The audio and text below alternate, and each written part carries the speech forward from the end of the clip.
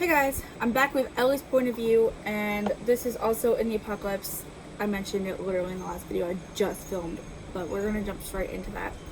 The van took off, driving around the cul-de-sac and driving over to the highway. Both vans were speeding, weaving in and out of traffic. I was surprised there were even so many people heading this way, and soon we broke off the highway, driving along a dirty road and backwards before getting back on the highway, one that was less busy.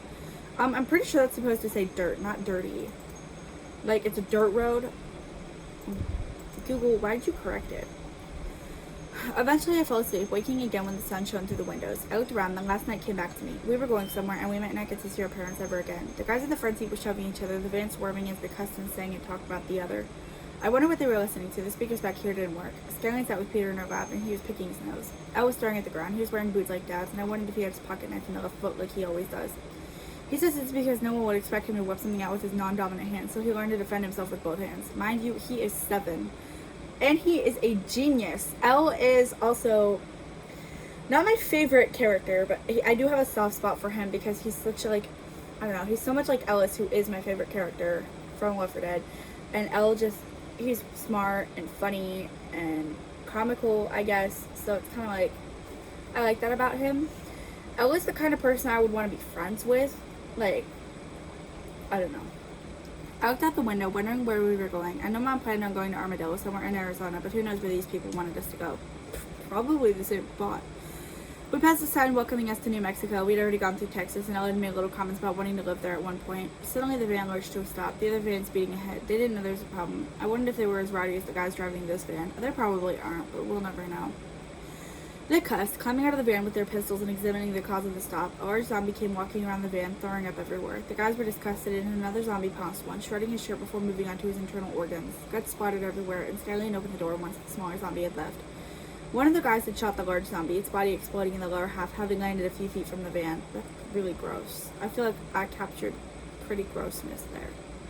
Us older kids followed, and I feel puke in my throat when I see the bloody mess around the van. I look away, trying to keep it in. This was disgusting. Cobra confirmed they were dead, saying they wouldn't have survived anyways. Yeah, definitely not. Skillian hands around guns, and I hold the pistol cautiously. She gives Nicole a shotgun, but Nicole trades with Cobra. Cobra looked like he was doing better now, and it was kind of nice being far from things. The only problem was the guns. If he wanted to die, he could use the guns. I hoped he didn't. There were little ones here. How will we ever get them to forget? Elley, I think you're overthinking things. No hate. But Skyline looks around in the van and she hands it a map. Cobra looks at it and I try to figure out where we are. Somewhere in New Mexico, I know that much. We decided to start walking, heading in the direction the van was pointing. That's where we were going anyway. We walked before stepping off to the side to rest. Peter complained a lot and it was kind of annoying. When the little ones were asleep, Skyline said he's her half-brother from her dad, so he's not even technically my cousin. Boy, I bet you like that news, Elley. Sorry, I'm trying to put my fan on me because it's getting a little bit hot. My shirt is like super heavy and it just makes me feel like I'm sweating. We eventually all fell asleep, waking early and walking again the next morning. We eventually got off the highway, going through a small town and renting it so we had food to eat. Elle and I were side by side. I cared about everyone here, but in the end my brother came first. He had his knife, he'd gotten it out and moved it to his pocket in case things got out of hand. Elley, do you think they'll be okay? Elle whispers and I sigh. I don't know, Elle. He's quiet for a moment before saying, do you think they know we're gone? I shake my head. No one knows. They won't until they're in Armadillo. I found Armadillo to be a weird name for a town, but I'm not the one who names things. That's kind of mean. Mind your own business. Okay? Like, there's some crazy names out there for a town. So Armadillo should be the least of your worries. And it being named Armadillo literally gives its high school a free mascot. Like, let's be real. Why would I go to a school named Armadillo and not have the Armadillo as my mascot? But anyways, we came across another town and Peter got excited. Skyline told him this was a temporary stay. He got upset, but we got to eat. We caught up on our sleep and we ate until we were full. We planned on staying in the house we chose until the rain stopped. It was blowing through, but Skyline didn't want to walk down a wet road, especially a wet dirt road. Suddenly the door burst open and someone came in, chest heaving and hair matted to their forehead. Not matter.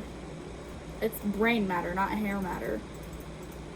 Also, I feel like this is really gross, but I kind of want to see someone's brains that, like, have been blown out. Like, I kind of want to see what that looks like. It's so weird and creepy, and I probably should not have confessed to that. I'm not going to kill anybody or see it or whatever. I can Google it if I'm desperate, but, like, at a crime scene, I would like to kind of, like, investigate that kind of thing. Because, like, Stephen King describes it, but I don't know. I just feel like the imagination can't really imagine something it hasn't seen. So I don't know. I just feel like it would be pretty cool. And that is coming from somebody who wants to be like a criminal defense attorney and like go into law kind of careers, not a serial killer. Please don't think I'm a serial killer. This is gonna come back to haunt me in like 50 years. People are gonna be like, aren't you the one who wanted to see brain matter? Yeah, just a little bit. But the guy comments on how we were interesting enough, and Skyline and Elle were both instantly on their feet.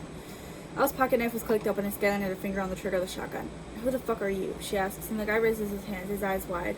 He refuses to answer her question, and she yells, tell us or you get shot. I can see her hands shaking. She's never shot someone, not like she should have, but she should at least be able to back up her claims. Calm down, I'm with Sita. I was looking for you guys. How'd you find us? Skyline demands. Her hands were steady now, and the barrel of the gun was aimed straight for the man. His eyes were still wide, and he claims to not know how he found us. Skyline shot him, and then upon realization, dropped the gun and ran over to check the corpse's pulse. Her eyes were wide, and she looked panicked. Holy shit. She looks over at us, then back at the guy slumped against the door. He had a huge hole in his chest, and his chin was resting just above that hole. He was dead. I just killed someone. We were all in a small state of shock, but it was nothing compared to how Skyline was feeling. Cover grabbed her, and he was trying to talk some sense into her. It was self-defense. He had it coming. It's fine. It's okay. She nodded, but his words were falling on deaf ears. The little ones had turned away, and Jackie and Raquel were comforting them, telling them the man was a bad man and he was going to hurt us if Skyline hadn't done anything. Skyline, he wasn't with Sita. He doesn't have a badge. It's okay. You're okay. You're not going to get arrested, I promise. Actually, realistically, technically, she could probably get arrested, but we're going to ignore that.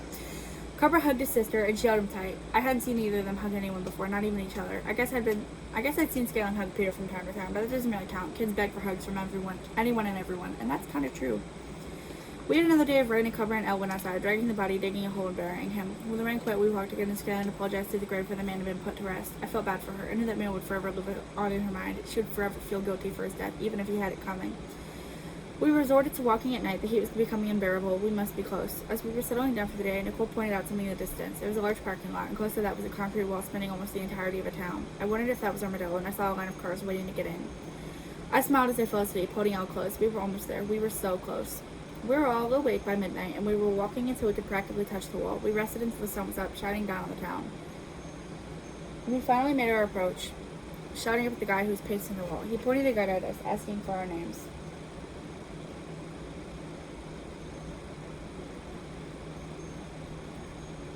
I have dead skin that needs picked off. During our exchange, cars would begin to turn around, and the lady said there's no more room for the people to be staying. She was going to put the files into an office, and Skyline told the man we were the kids of the survivors. He instantly let us in, leading us over to a doctor's office that doubled as a hospital. The lady inside let us into the back. The lights were old, and there were no electronic devices.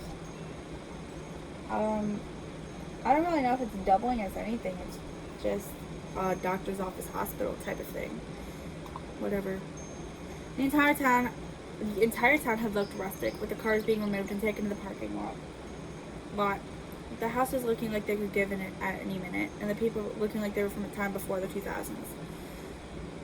Okay, what's wrong with that? We were led into separate rooms with concrete floors and white walls. A metal door was the only entrance to the room, and the window above the bed had bars on it. Was this their prison? What did they do to their prisoners so people like us could stay here? Oh, I don't think that's their prison. I think that you're just getting special treatment.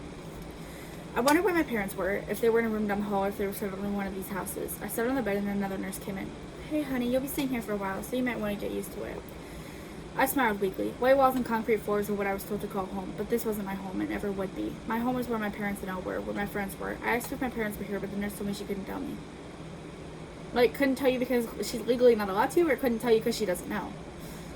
What a lie. I wondered how the others were doing and what they thought of this place. I spent most of the days looking out the window and waiting. You mean looking at the bars? Because let's be real, it's basically prison. Sometimes the nurse would come in, sitting down and asking questions and doing a few blood tests. I wondered why they were so worried, but I guess I understood. The green flu wasn't something to joke about, and it was a real problem here in America. Sometimes I wonder why we don't just escape the country, but I guess that'd be hard when you're down south with tense relations with your neighboring country. I knew I'd be the new kid in the new school all over again, but at least I wouldn't be alone. I was lucky to have my friend here with me. Elle's friend might have died. I thought Elle had two friends. Elle had two friends. They both might have died. Also,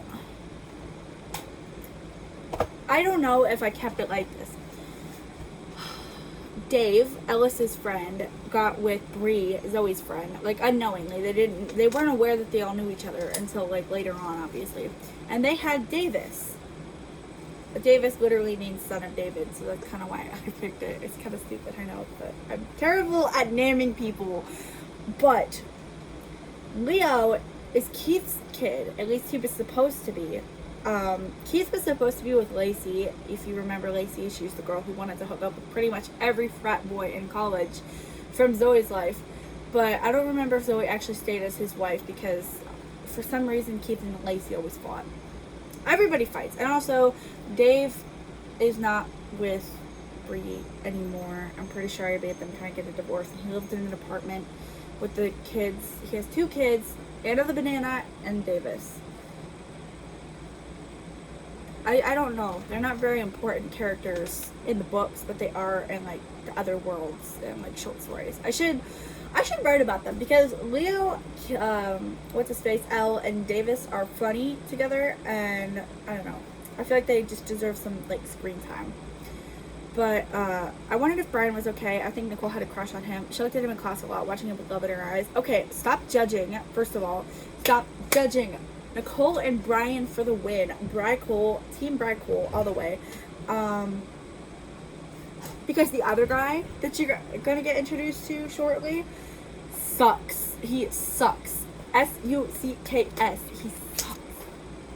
And you can't even give them a ship name because they both basically sound the same, and his is literally 3 letters.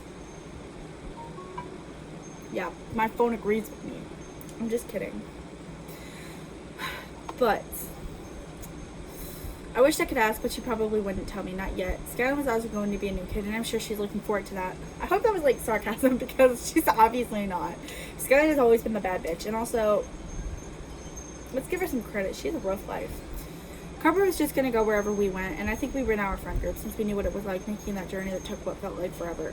It took a week. Couple weeks.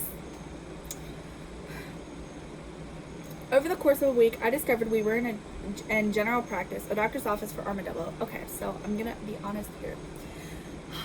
This is also a game I don't own the rights to. I'm just too lazy to also put it in the description. Also, it is so minuscule, I didn't think it mattered.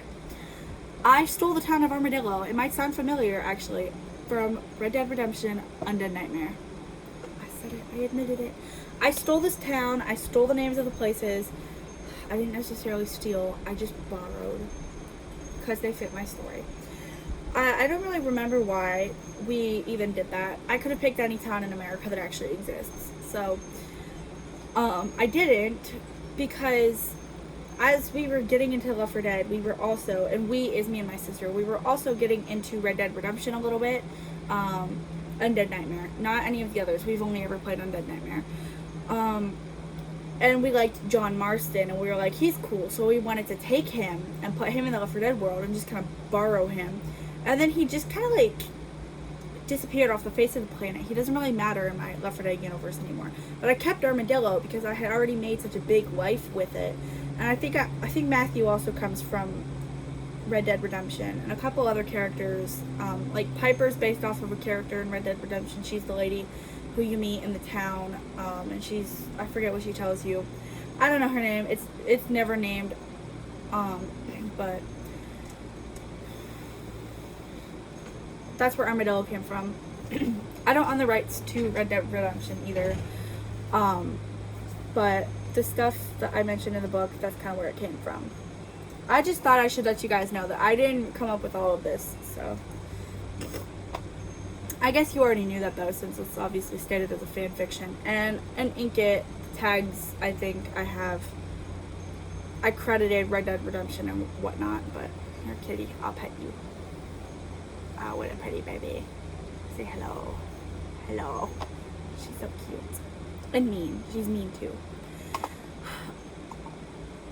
Our parents were in a room in another hallway, and we were going to be released together soon. I found out we had taken a few weeks to travel up here, and our parents had been here as if there was the same day delivery for them. That's kind of funny.